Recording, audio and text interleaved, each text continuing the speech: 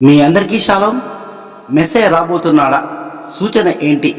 ఏం జరగబోతుంది అను రెండవ భాగంను ఎంపిక చేసుకున్నందుకు మీకు నా ధన్యవాదములు. మొదటి భాగంను తప్పక చూడండి, తర్వాతనే రెండవ భాగము అవగాహన కాగలను. మొదటి భాగమునకు ఇది కొనసాగింపు. సృజింపబడిన పంచభూతములు వెనుక ఉన్న ఆంతర్య భావమును లేదా ఆత్మ జ్ఞానమును అబ్రహాం గ్రహించి సృష్టికర్త నెరవేర్చబోవు నీతిని, ఏ ధర్మశాస్త్రము లేనప్పుడు ఏ విధమైన వాక్కు లేకుండా నీతిని కనుగొని విశ్వాసించను. అందుకు ముగ్ధులైన సృష్టికర్త అబ్రహామును దర్శించి ప్రమాణపూర్వకమైన వాగ్దానమును అనుగ్రహించాను. అందులో ఒకటి, అబ్రహాము శారా ద్వారా పుట్టిన సంతానమునకు ఇజ్రాయెల్ దేశమును ఇస్తారని వాగ్దానము చేశాను, అది నెరవేర్చాను. రెండవదిగా, అబ్రహాము విశ్వాసము ద్వారా నీతిని అనుసరించే వారికి ఇజ్రాయిల్ గోత్రములో కొద్ది మందిని మరియు అన్య జనులలో మరికొందరిని ఎంపిక చేసుకుని వారికి మాత్రమే ఆత్మను, జీవమును, వెలుగు సంబంధము జ్ఞానమును అనుగ్రహించారు. వీరే నిత్య జీవమును, దీర్ఘాయువును పొందువారు. వీరే కొత్తగా జన్మించినటువంటి వారు అనే ప్రణాళిక కలిగిన వాడై అబ్రహాము హెబ్రీ తత్వ జ్ఞానము కలిగిన వాడై హిబ్రీయుడు ఆయన. ఆ వాగ్దానము ఎవరు యందు నిలుచునో స్థిరపరుచునో వారందరూ హెబ్రీయులు. వీరే పరసంబంధ ఆత్మ, జీవము, వెలుగు సంబంధికులుగా మార్చబడిన వారు. ఈ వాగ్దానము ధర్మశాస్త్రము వల్ల సంక్రమించినది కాదు, కేవలము విశ్వాసము, నీతిని కనుగొనుట ద్వారా మాత్రమే సంక్రమించెను. అబ్రహాం కాలంలో ధర్మశాస్త్రము లేదు, ఆజ్ఞ కూడా లేదు. ఏదేను వనములో ఆదాము అతిక్రమించిన నేరము వలన కలిగిన దోషము వీరందరి మీద ప్రభావము ఉండుట చేత రక్త మాంసములు విడిచి సమాధుల్లో నిద్రించిన వారైరి. ఒకటి పాపము, రెండవది శాపము సంభవించినది. వీటి ప్రభావము అబ్రహాము వరకు ఏ ఆజ్ఞ లేకపోయినను, ఆజ్ఞను అతిక్రమించకపోయినను మరణము సంక్రమించినది. ఆజ్ఞను అతిక్రమించింది ఆదామైతే అబ్రహాము తరము వరకు అతిక్రమము జరుగుటకు ఆజ్ఞ అనేది లేదు. ఆయనను పాప శాపములు తద్వారా మరణములు ఏలుచూ ఉన్నవి. అబ్రహాము అధిగ్రహించినటువంటి వాడై, చింతాక్రాంతుడై, వేదన చెందిన వాడై ఎవరి ద్వారా శాపము సంభవించను ఆ సృష్టికర్తనే ఆశ్రయించను. శాప పాప మరణములు తొలగించే శక్తి కలిగి ఉన్న వాని యందు విశ్వాసముంచి సఫలీకృతుడాయను. ఇవ్వబడిన వాగ్దానం ప్రకారము మీదటికి ఈ కాలమునకు కుమారుని కందువు అనే వాగ్దానము పొందెను. ఆ వాగ్దానము రెండు విధములుగా ఉన్నది అని గ్రహించవలసి ఉన్నది. ఒకటి, బాహ్యమైన వాగ్దాన ప్రకారము ఇస్సాకును జన్మించెను. రెండవదిగా ఆత్మ సంబంధముగు వాగ్దాన ప్రకారము మీదటికి ఈ సమయమునకు అనగా ఆదాము నుండి 40 సునాద సంవత్సరములు అనగా 2000 సంవత్సరములు అంతిమమున సృష్టికర్త దర్శన భాగ్యము ఏ విధముగా కలిగెనో అదే విధముగా మరో 2000 సంవత్సరములు లేదా మరో 40 సునాద సంవత్సరముల అనంతరము వాగ్దాన నెరవేర్పు ప్రకారము 80వ సునాద సంవత్సరము లేదా 4000 సంవత్సరములు అంతములో ఆత్మ సంబంధమైన వాగ్దాన ప్రకారము నీ గర్భవాసమందు యూదా గోత్రమందు వాగ్దాన పుత్రుడు మెస్సేగా పుడతాను అనే అంతరార్థ భావమై ఉన్నది. ఆయన చేయబోవు ఈ నీతి కార్యమునే అబ్రాహాము నమ్మెను. అబ్రహాము వాగ్దానం పొందిన 430 సంవత్సరముల తర్వాత అబ్రహాము విశ్వాసము లాంటి హెబ్రీ తత్వ జ్ఞానముతో హెబ్రీ స్త్రీకి పుట్టిన మోషే హెబ్రీయుడు అని పిలువబడి చెరలో ఉన్న ఇజ్రాయేలును విడిపించెను. ఇజ్రాయేలీల ఐగుప్తు బానిస చరిత్ర మనమందరము ఎరుగుదము. ఇది ఇలా ఉంచి ఏ దేశములకైనాను, ఏ ప్రాంతములకైనాను, ఎలాంటి సమాజములైనా, కుల మత రాజకీయ మరే సమాజములకైనాను కొన్ని నియమములు, నిబంధనలు ఉంటాయి. ఆఖరకు మన గృహాలలో కూడా కొన్ని రూల్స్ పెట్టుకుని గృహ సారథ్యమును నడిపెదము. రూల్స్ లోనే మానవ జీవనము మనుగడ సాగుతూ ఉన్నట్టుగా గమనించగలము. రూల్స్ లేక కట్టుబాట్లు లేదా చట్టములు ఉండి తీరుతాయి. అదేవిధంగా ఈ అఖండ భూమండలములో పుట్టిన ప్రతి జాతి భూజనులు ప్రకృతిలో సమస్తమును పంచభూతములను వినియోగించుకొనుచున్నాము కనుక, వాటిని అనుభవించుచున్నాము కనుక ధర్మశాస్త్ర చట్టమును కూడా ప్రవేశపెట్టెను.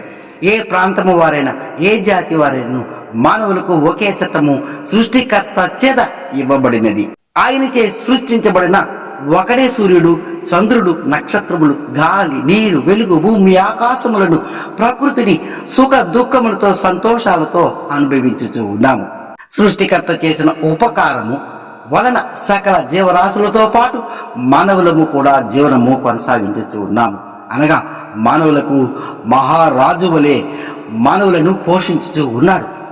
అందుకు ప్రతిగా ఆయన మానవులకు కొన్ని కట్టడలు, ఆజ్ఞలు, నియమ నిబంధనలు, పండుగలు, విశ్రాంతి దినములు హెబ్రీడైన మోషే ద్వారా ధర్మశాస్త్రమును ఈ చీకటి గల లోకములకు, ఈ అగాధములకు, ఈ అంధకార లోకానికి ఆయన వెలుగు సంబంధమైన జీవపు లేఖనములను, ఆయన నోటితో పలికిన ధర్మ విధులను, వాక్కులను చీకటి లోకమందు సీనాయి పర్వతంపై అనుగ్రహించెను.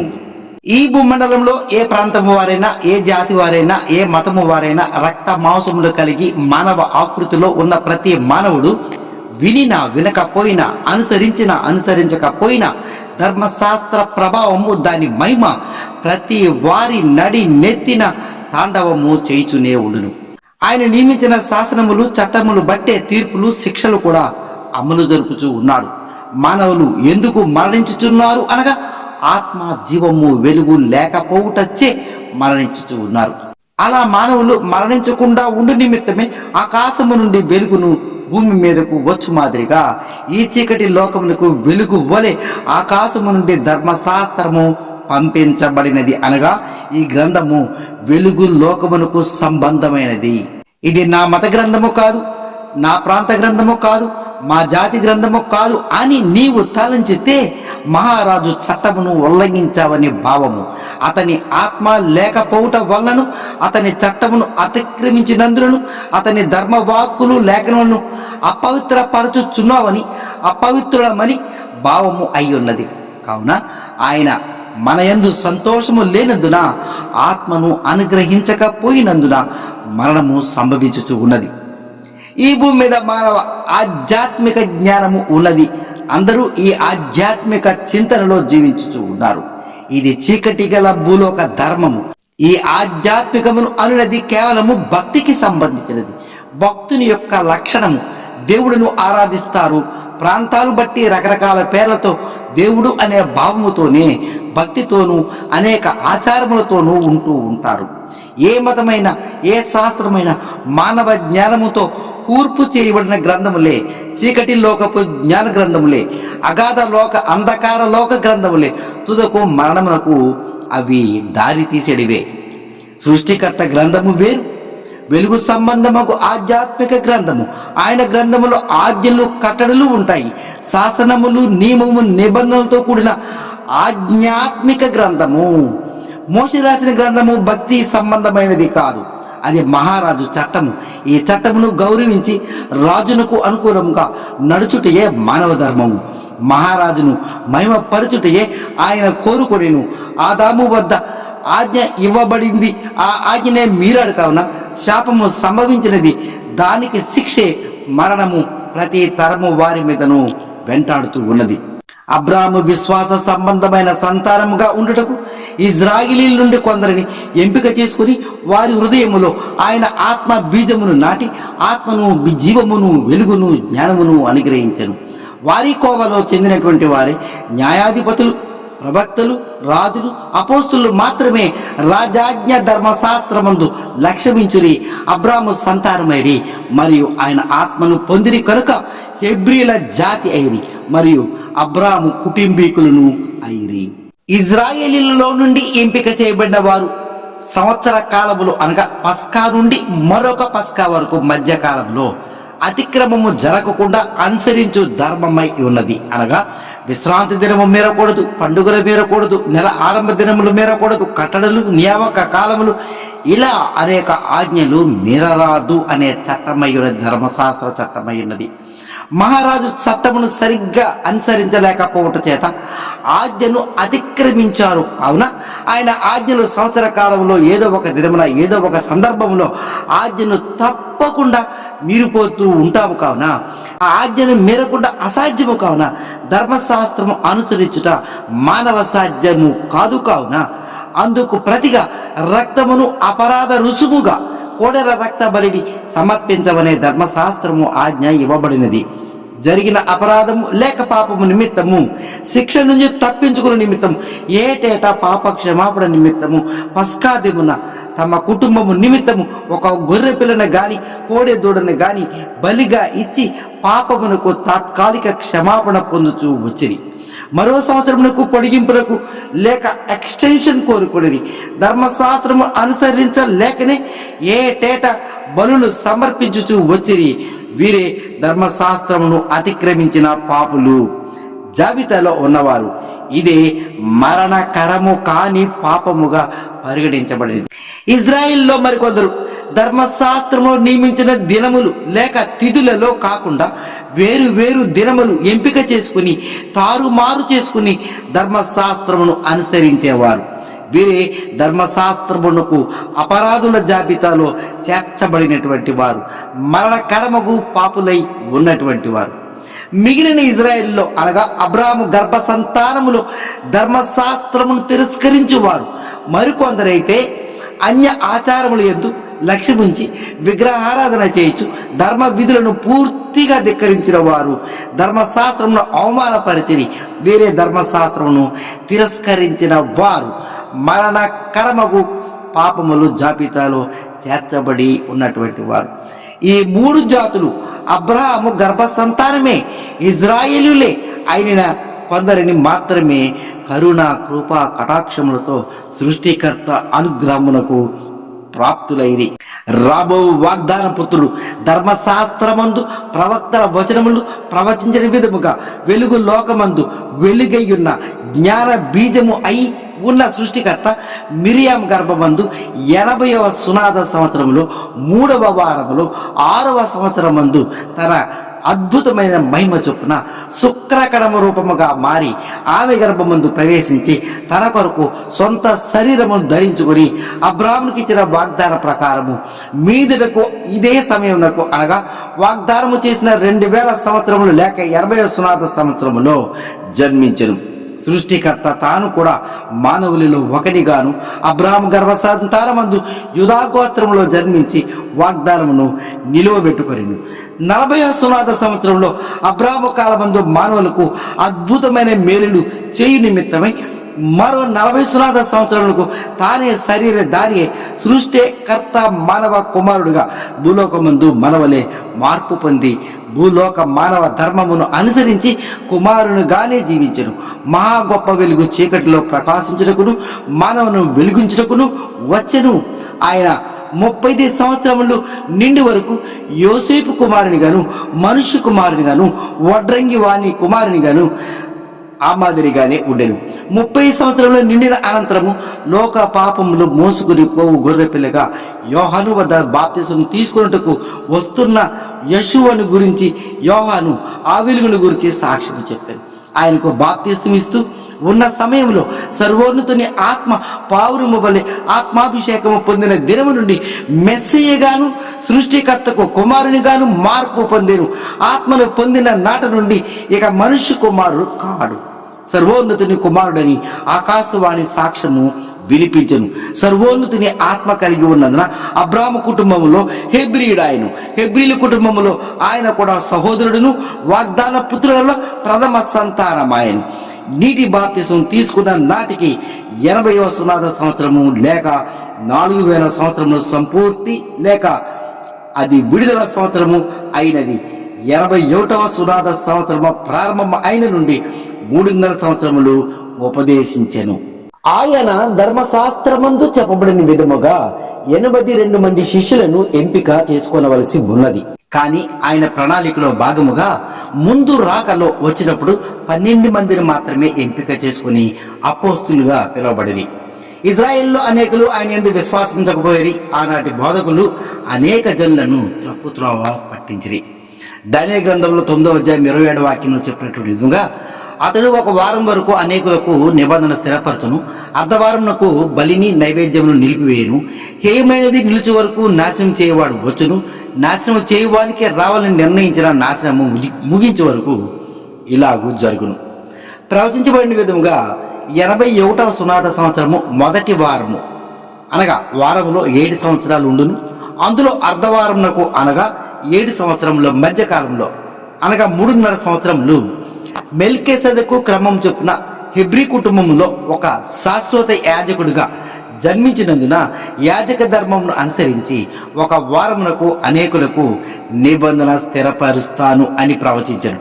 ఆ నిబంధనే 1 ఉపదేశమును 2 పస్కా బలియాగమున ఉన్నది అని మనము గ్రహించవలను. అది నెరవేరునని గ్రహించవలసి ఉన్నది. రెండవదిగా ఈ తరము వారికి ఈ అంతిమ దినములలో వారికి మరో అర్ధవారము మిగిలి ఉన్నది. కావున 3.5 సంవత్సరాల ఉపదేశమును మరియు నైవేద్యము ఇవ్వవలసి ఉన్నది. కావున 7 సంవత్సరములు ఉపదేశ నిబంధనలో సగ భాగము మొదటి రాకలో ఉపదేశము చేసెను, బలియాగము కూడా ఆయన సమర్పించెను, అది నెరవేర్చెను. ఈ విధంగా నెరవేర్చెను. ఆయన ఆత్మ పొంది అబ్రహాం యొక్క విశ్వాస సంబంధికులలో హెబ్రీల సంతానంలో ఒక వ్యక్తి ఆయను.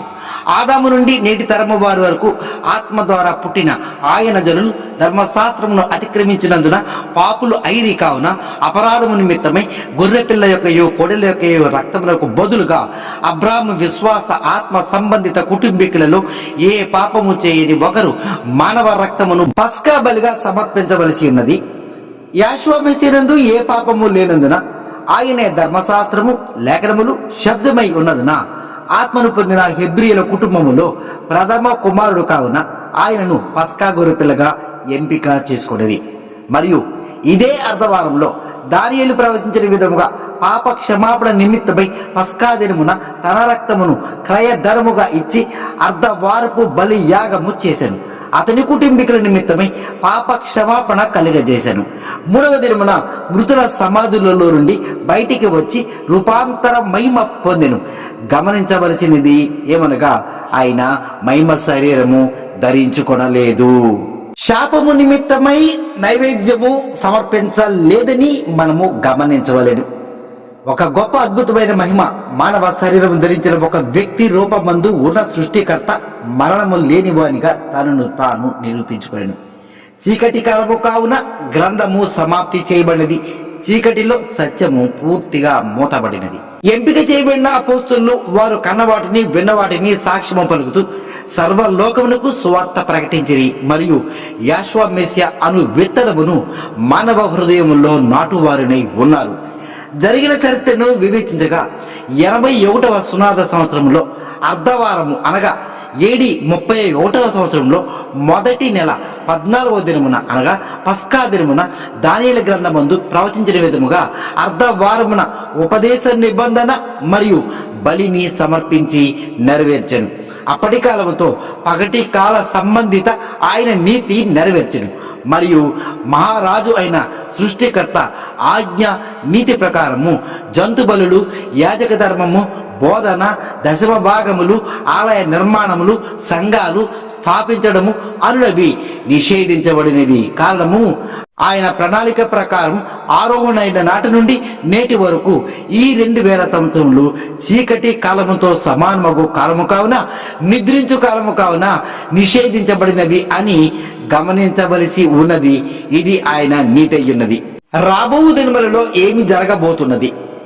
చీకటి కాలము గతించినది. తెల్లవారుజాము కాలములో నిద్ర మేలుకొని వేళ అయిందని గ్రహించవలెను. ప్రస్తుత కాలము సూర్యోదయ కాలముతో పోల్చబడినటువంటి కాలము. 120వ సునాద సంవత్సరంలో మనం ఉన్నాము. 120వ సునాద సంవత్సరము 1978, 79 నుంచి ఆరంభమైనది. అనగా 120 × 50 6000 సంవత్సరములు సంపూర్తి కాబోతూ ఉన్నవి. 120వ సునాద సంవత్సరము కాలము జరిగిపోతూ ఉన్నది. ఆఖరి వారంలోనికి అడుగు పెట్టాము. పిలవబడిన వారు అనేకులు, ఏర్పరచబడుతున్న వారు కొందరిని అన్న విధముగా సర్వలోకమునందు అన్య జనులలో నీతిని అనుసరించదలిచిన వారు కొందరు జన్మించిరి. మరలా అబ్రాహాము లాంటి విశ్వాస సంబంధులకు ఆత్మను, జీవమును, వెలుగును ఇచ్చి క్రొత్తగా జన్మింపచేయవలసి ఉన్నది. వీరే అబ్రాహాము సంతానములో ఆఖరి తరము వారును, హెబ్రీలను, పసిపిల్లలను, చిన్నపిల్లలను అయి ఉన్నారు. దానియేలు గ్రంథమందు చదివిన విధముగా అర్ధవారపు నిబంధన ప్రకారము మిగిలి ఉన్న 3.5 సంవత్సరంలో ఉపదేశ నిబంధన రాజ్య సువార్త ప్రారంభించవలసి ఉన్నది. 120 సునాద సంవత్సరంలో ఆఖరి వారము అనగా 2000 20:21 నుంచి యెషూవ ఆత్మ పూర్ణుడై తన హెబ్రీ సహోదరులకు రాజ్య సువార్తను ప్రకటించట ప్రారంభించను. 2023-2024తో అది సమాప్తము కాబోతూ ఉన్నది. మత్తయి సువార్త 24:14 చెప్పడం నిజంగా, మరియు ఈ రాజ్య సువార్త సకల జనులకు సాక్షార్థమై లోకమందంతటను ప్రకటించబడను, అటు తర్వాత అంతము వచ్చును అని రాయబడినటువంటి విధంగా ఆయన 3.5 సంవత్సరములు ఉపదేశము సంపూర్తి చేయబోతూ ఉన్నాడు. ఇక మిగిలినది శాపము నిమిత్తము ప్రధాన యాజకుడు ప్రతి సంవత్సరంలో ఒకసారి 7వ నెల 10వ దినమున ప్రాయశ్చిత్తార్థ దినమున తన స్వరక్తముతో అతి పరిశుద్ధ స్థలములోనికి ప్రవేశించు మాదిరిగా ధర్మశాస్త్రము నియమం ప్రకారము మెల్కీసెదెకు క్రమములో యెషూవ అన్యజనులలో అతని యాజక ధర్మమును సమాప్తి చేయబోతూ సువార్త ద్వారా సమాప్తి చేయబోతూ ఉన్నాడు. ప్రధాన యాజకుడిగా మరల రాబోతున్నాడు. కావున అబ్రాహాము విశ్వాస సంబంధులైన నీతిని అనుసరించి తన హెబ్రీయుల కుటుంబం నిమిత్తము అర్ధవార నైవేద్యము సమర్పించవలసి ఉన్నది. అతను తన స్వరక్తముతో హస్తకృతము కాని ఆలయంలోనికి అతడు ప్రవేశించవలసి ఉన్నది. ఆ దినముననే అర్ధవార నైవేద్యము సమర్పించి శాపము నుంచి పాపము నుంచి సంపూర్తిగా విడుదల కలుగజేయబోచున్నాడు. ఇక రానై ఉన్నటువంటి దినములలో జరగవలసిన ప్రవచనములు మత్తయి సువార్త 24:15 కాబట్టి ప్రవక్త అయిన దానియేలు ద్వారా చెప్పబడిన నాశనకరమైన హే వస్తువు పరిశుద్ధ స్థలమందు నిలుచుడు మీరు చూడగానే చదువువాడు గ్రహించుగాక. రాబో దినములలో యెరూషలేములో ఇది జరగబోతున్న సంఘటన. ప్రస్తుతం యెరూషలేములో యుద్ధములు జరగబోతున్నవి. ఆ యుద్ధములు 110 రోజులు సుదీర్ఘ యుద్ధము జరుగుతూ ఉన్నది. ఎన్నడూ ఇంతకాలము జరగలేదు. యుద్ధాంతము రావలసి ఉన్నది. ప్రస్తుతము ఇరాన్ దేశము సమస్త ముస్లింస్ ఇజ్రాయేలు భూమి మీద బ్రతకకూడదని వారి ప్రవక్త ఉపదేశమును అనుసరించుచూ ఉన్నారు. ఇరాన్ దేశం వారు యెరూషలేములో న్యూక్లియర్ బాంబును బహుశా ప్రయోగించవచ్చు. అనగా ఇది జరగవలసిన ప్రవచనం ప్రకారము ఒక అంచనా మాత్రమే అని గ్రహించగలరు. నాశనకరమగు అని అనగా నాశనము చేసే ఒక అస్త్రము లేక ఒక పరికరము. బాంబులలో రారాజు న్యూక్లియర్ బాంబే. ప్రస్తుత యుద్ధ సాంప్రదాయ ప్రకారం ఏం చేయలేని పరిస్థితిలో శత్రువు ప్రయోగించే ఆఖరి అస్త్రము ఇదే. ప్రస్తుతము మీరందరూ యుద్ధ సమాచారము వింటున్నారు కదా. ఇరాన్ పరిస్థితి ఇదే. ఇజ్రాయెల్ని ఏం చేయలేక మండిపడుతుంది. సమయం కోసం ఎదురు చూస్తూ ఉన్నది. హేమైన వస్తువు అనగా న్యూక్లియర్ బాంబును ఎవడు ముట్టుకుంటాడు? అది హేమైనదిగా భావించగలము. ప్రస్తుత పరిస్థితులను బట్టి ఇరాన్ బహుశా ప్రయోగించబోచున్నాడు అని మనం భావించవచ్చును. నిలువరాని స్థలమందు నిలిచినప్పుడు అని అనగా సొలొమోను కట్టిన దేవాలయము పరిశుద్ధ స్థలమందు ఆ బాంబు నిలవబోతుంది. అయినను అది పేలకుండా నిలవబడే ఉంటుంది. బహుశా టెక్నికల్ ప్రాబ్లంతో పేలకపోవచ్చు. చదువువాడు గ్రహించుగాక అని అనగా ఏం గ్రహిస్తారు? యెషూవ భూమి మీదకి వచ్చేశాడు. ఆ బాంబును పేలకుండా నిలుపుదల చేయుటకు వచ్చువాడు ఆయనే. ఆ బాంబును పేలకుండా నిలుపుదల చేసేది ఆయనే. మత్తయి సువార్త 24:16 యూదయలో ఉండేవారు కొండల తట్టు పారిపోవలెను. యెరూషలేము యూదయలో ఒక పట్టణము. అక్కడ ప్రస్తుతము నివాసం ఉంటున్న వారందరూ యెరూషలేమును వదిలి పారిపోవట సంభవించును. నిజముగా ఒకవేళ న్యూక్లియర్ బాంబులు గాని పెడితే, కారణం బాంబు నిష్పటనము జరిగితే ప్రాణాలు దక్కించుకుంటూ పారిపోవలసినది. అనగా సృష్టికర్త అయిన మహారాజు ఆయన పట్టణమునకు తిరిగి వచ్చేస్తున్నాడు. ఆయన హెబ్రీ కుటుంబ జనులు తప్ప మరెవరూ ఉండరాదు. ఇవన్నీ జరగవలసినదే ఉన్నది. ఆయన సియోను పర్వతంపై అనగా యెరూషలేములో పడగొట్టబడిన ఆయన ఆలయ ప్రాంగణంలోనికి రాబోతున్నాడు. మరే గృహములోనికి మరే ఇతర స్థలములోనికి ప్రవేశించడు, ప్రవేశింపజాలడు. మరెవ్వరికి ఆయన కనబడడు. ఆయన మహిమతో ఉన్నాడు, మహిమతో ఆరోహణుడయ్యాడు. ఆయన మహిమతోనే తిరిగి రాబోతున్నాడు అని మనము గ్రహించగలము. ఇది రాబోతున్నటువంటి జరగవలసినటువంటి ప్రవచనముగా మనము భావించగలము. ఆయన వచ్చే ముందు జరగవలసిన ప్రవచనము మనము గమనించగలము. లూకాలో ఒక పాయింట్ను మనము చూడగలము. లూకా 21:20 యెరూషలేము దండ్ల చేత చుట్టబోట మీరు చూచినప్పుడు దాని నాశనము సమీపమై ఉన్నదని తెలుసుకునండి. బహుశా మరలా చెప్పుచున్నాను, బహుశా ఇలా జరగవచ్చునేమో. కారణం ప్రస్తుత ఇజ్రాయెల్ దేశమందు జరుగుతున్న పరిణామములు గమనించిన ఎడల బోధకుడు ప్రవచించిన దానికి ప్రస్తుతం జరుగుతున్న దానికి దగ్గరగా పోలికలు కనిపించుచూ ఉన్నవి. న్యూక్లియర్ బాంబు గాని పెడితే గాక యెరూషలేము సైన్యము యెరూషలేమును దండతో చుట్టవచ్చు. కారణము అందులోనికి ఎవరిని వెళ్ళనివ్వకపోవచ్చు, లేదా మరోలా జరగవచ్చు. ఏది ఏమైనా యెరూషలేముపై మన దృష్టి పెట్టవలసినదే. ఆయన వచ్చిన తర్వాత ఏం చేయబోతున్నాడు అనే ప్రశ్న ఉత్పన్నమగును. మత్తయి సువార్త 24వ అధ్యాయం 20వ వాక్యంలో, అప్పుడు మహాశ్రమ కలుగును గనుక మీరు పారిపోవుట చలికాలమందైనను విశ్రాంతి దినమందైనను సంభవింపకుండా వాళ్ళని ప్రార్థించండి. ప్రస్తుతం భీకర యుద్ధము జరగబోతుంది. ఇజ్రాయేలు మరియు ప్రపంచమంతా ప్రమాదములో పడిపోబోతున్నారు. 20వ వాక్యం గమనిస్తే, వాక్యమందు చెప్పబడిన విధంగా చలికాలమందైనను మరియు విశ్రాంతి దినమందైనను సంభవించకుండా ప్రార్థించమంటున్నాడు. ప్రస్తుత కాలమందు యూదులు గాని ఈ గ్రంథం చదువు వారికి గాని చలికాలము ఋతువు ఎప్పటి నుంచి ఏ తేదీ నుంచి ప్రారంభమవునో అసలు తెలియదు. మరియు ఏ దినమున విశ్రాంతి దినము అన్నది కూడా తెలియదు. యూదులు శనివారం విశ్రాంతి దినమని భావించుచున్నారు. అది ధర్మశాస్త్రములకు సంబంధించిన శనివారం విశ్రాంతి దినము కానే కాదు. జ్ఞాన గ్రంథములకు సంబంధించిన లేక ప్రకృతికి సంబంధించిన క్యాలెండర్ యూదులు ఏనాడో మర్చిపోయారు. అన్యజనులైతే ఇంగ్లీష్ క్యాలెండర్ను అనుసరించుతున్నారు. కావున ఎలా ప్రార్థించగలరు? అయినా రాయబడింది కావున జరిగి తీరుతుంది. అలా జరగకూడదని మానవులు ఎలా ప్రార్థించగలరు? అయినా రాయబడినది కావున జరిగి తీరుతుంది. అలా జరగకూడదని మానవులు ఎలా ప్రార్థించగలరు? ఆయన భూమి మీదకి వచ్చి మహాయజ్ఞము చేయబోతున్నాడు. అర్ధవారమునకు తన స్వరక్తముతో అతి పరిశుద్ధ స్థలంలోనికి ప్రవేశించి ప్రధాన యాజకుని వలె నైవేద్యము సమర్పించబోతున్న తరుణంలో పాపము నుండి శాపము నుండి సంపూర్ణ విడుదల కలిగేసి మహిమ శరీరమును నిత్య జీవమును మానవులకు మరణమును శాశ్వతంగా దూరం చేసి మహిమ శరీరమును ఇవ్వబోతున్న ఈ శుభ దినములలో అలా జరగకూడదని ఎవరు ప్రార్థిస్తారు? జ్ఞానము లేని వారే అలా ప్రార్థించెదరు. ధర్మశాస్త్రమందు ప్రవచించిన జీవవాక్కును బట్టి 82 మంది అపోస్తులను ఎంపిక చేసుకునవలసి ఉండగా అందులో 12 మందిని ముందుసారి భూమిని దర్శించినప్పుడు అపోస్తులుగా ఎంపిక చేశాను. వారితో వ్రాయబడిన కొత్త నిబంధన గ్రంథమే వారి మాటలే లోకమందంతటా ప్రకటించబడినది.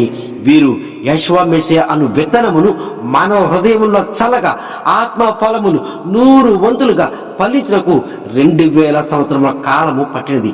ఈ ఫలించిన ఆత్మల పంటను కోయుటకు కోత పనివారిని ఏర్పరచుకొనుచున్నాడు. ఆ కోత పనివారే ఈ 70 మంది శిష్యులు. ప్రస్తుత ఇజ్రాయేలులో నుండి 70 మందిని ఆయనే స్వయంగా ఎంపిక చేసుకున్నాను. దానికి సంబంధించిన వాక్కును మనము గమనించగలము.